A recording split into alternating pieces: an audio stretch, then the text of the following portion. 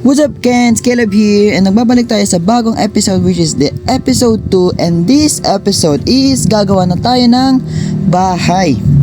Ayun, so dito nga pala, kung makikita nyo sa likod ko is dumami na itong mga farm ko na wheat, and nang abang offline ako, off cam, is nangolekta na po ko ng mga resources para sa bahay ko. Katulad po nito. Ito po saan na yan? Ay hindi ito, wait lang. Ayan, mga puno dyan, mga logs. Then ito, sa baba. Ayan, naka-diamond na rin po ko dyan. Ito, nangolekta nga po pala ako ng kelp. Actually yan po talaga yung pinunta ko. Then naisip ko, mangolekta na rin ako ng mga resources. Then ayun, kumuha ko ng mga ganito. Ayan, tsaka ito. Pati rin sa baba meron din. Parang sobra yata yung mga nakuha ko eh. Yun na, meron na rin ako 17 diamonds. Actually nasa ko dyan eh, mga 40 yata ang nagamit ko kasi ang daming mga nasirang diamond pickaxe.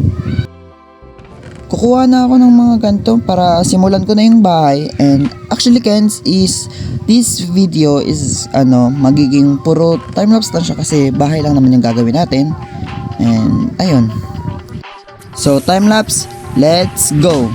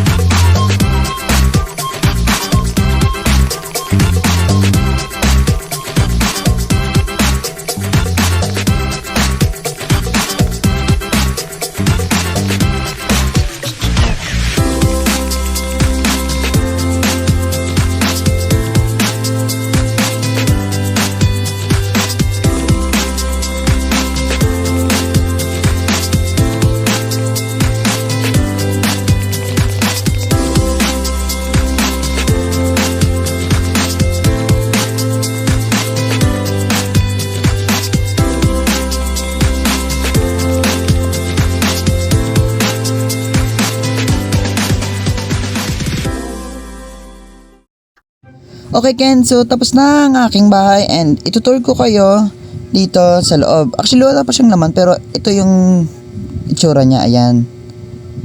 Ano siya, medieval style. Pinagkuhanan ko lang yung design nito sa YouTube kasi hindi mo ako marunong mag ganto-ganto. And ito nga po pala yung first floor. Ay wait lang, maglagay muna ako ng hagdan dito sa may labas.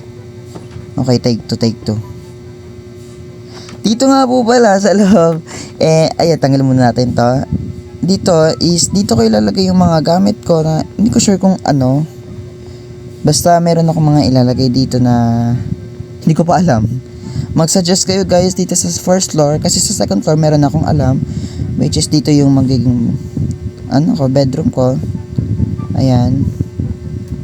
Dito meron pa dito. Medyo malawak-lawak siya kahit pa paano. And sa taas po, probably ito yung magiging enchanting room ko and mga storage room. Ayan.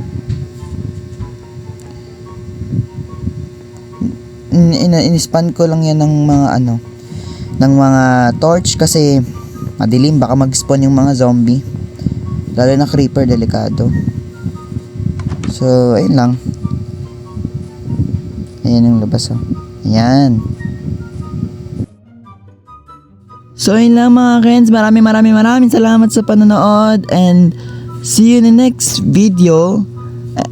Also, don't forget to subscribe, hit that like button, at saka nyo na rin yung bell para kapag mag-upload ako is magna-notify sa inyo. So, ayun lang. Thanks for watching. Bye-bye!